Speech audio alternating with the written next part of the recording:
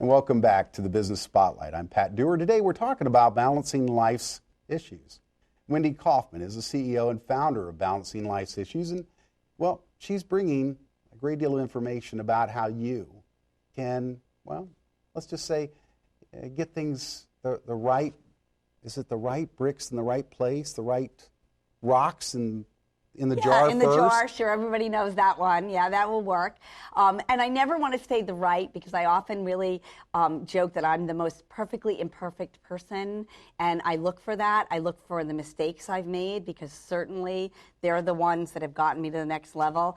One award that my company got, I joked that, I need to thank my ex-husband because if it wasn't for my divorce, I don't know if I would have done this. So, I really look forward to the mistakes that I've made, and I think we learn from not just our mistakes, but from everybody else's mistakes. Well, I think it's also really important is that you're coming out there as a human, not as I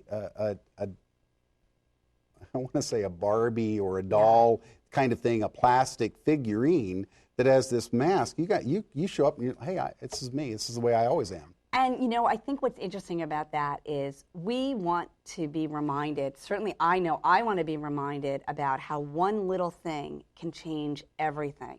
When I was first divorced, I had 3 little kids, very little money, and people would say, you don't have time to date. Best thing I did was start dating early on. And, it was bartering for people to watch my kids for a half an hour, to take a 10-minute break to meet my husband, who I love and adore now. And so, it doesn't take a lot to make our lives better. It's not about that next big paycheck. It's really about, wow, if you volunteered at a soup kitchen one day a month, have you done one small thing that's truly going to open up every door for you? Have you lost 5 pounds? Have you started exercising? One small change that's going to make everything fall in place. That is so important because it doesn't have to be, herbal liposuction where one pill changes you. It's really about that step that enters you on the journey, right? So true. So when we talk about your ideal client, I know we've talked a little bit before, and I know you do a lot of work for the Fortune 500 group. Mm-hmm.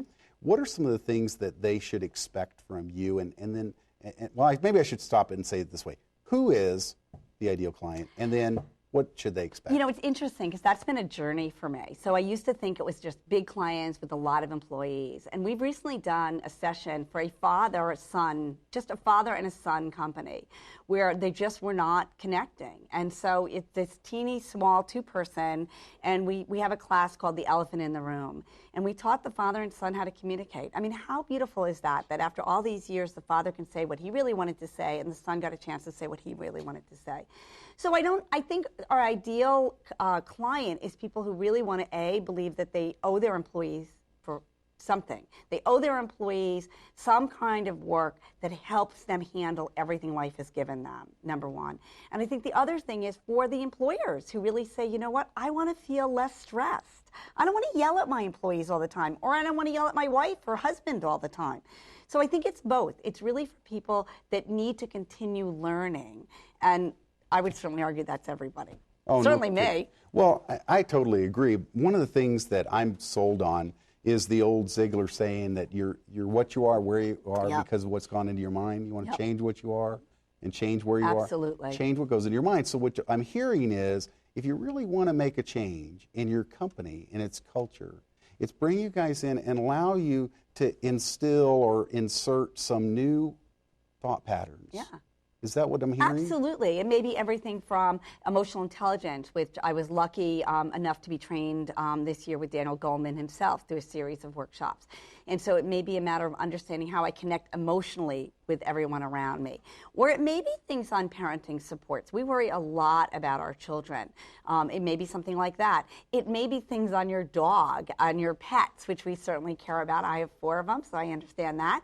I think the important thing is we're not judgmental. So we're really looking for a sort of a self-assessment to say, tell me what you're looking for. What kind of culture do you want to build, and how are we going to get there?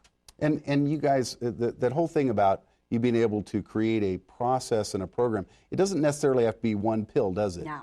I mean, when you think about changing a culture or bringing something like this, what would you ideally like to see in a company that is Fortune 500 and and you're able to insert yourself. What we know, what research has proved in every situation is education really absolutely gives us results.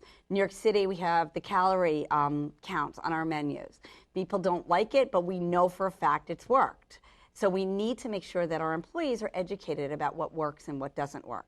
And so that's really what we're promoting, is education in an engaging, humorous way that connects people to believe that they can make that change.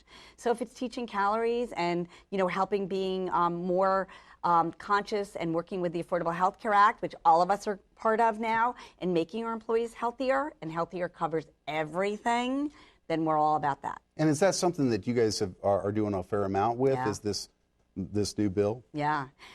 Teaching employees how to sleep has been a really popular seminar. You know, we did there you go. I have no problem with that. No, I'm sorry. The average American is exhausted.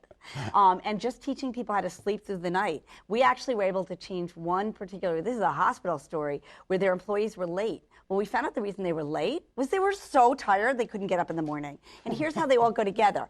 Who hits that snooze button?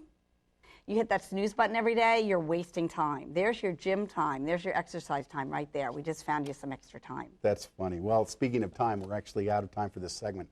This is the Business Spotlight. We got one more segment. You'll want to see it. We'll be right back.